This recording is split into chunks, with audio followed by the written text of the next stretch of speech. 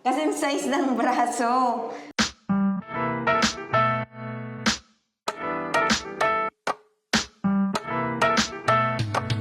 Hello mga kababayan! Ngayon, pagsasamahin natin ang lutong Pinoy at ang vibe ng French Riviera. Kauna-unahan yan dito sa Nice, France. Kaya naman, what are we waiting for?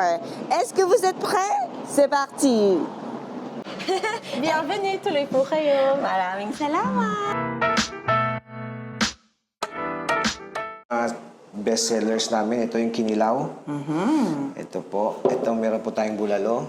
Yes! Meron tayo, of course, hindi mawawala sa mga handaan, Shanghai. Yes! Crispy pata at saka yung sisig po namin.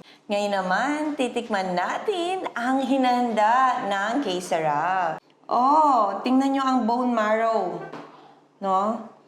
Kung gaano siya kalaki. Po yung pinaka-favorite nyo ditong orderin. Ang paborito ng masa, crispy pata.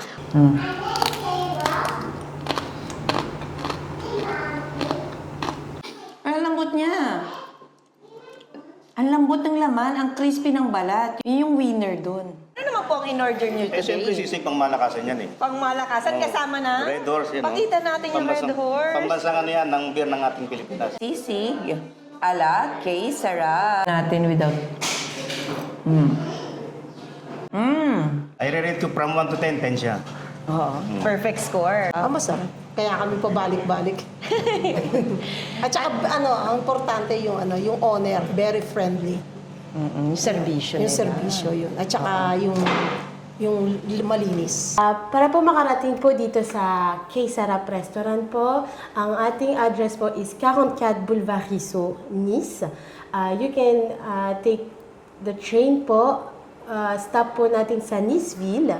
You can take the tramway sa Gartier. And then after, ang stop po natin, Garibaldi po. And po tayong bus stop po, number 8 and number 12 po. Sa harap lang po mismo ng restaurant din po. Ini-invite ko po yung mga Pilipino na try yung Filipino food, at saka yung mga vibe, may karaoke, pwede rin mag-event, lahat po pwedeng gawin dito. Come and try our authentic Filipino food sa Filipino restaurant K-Sarap.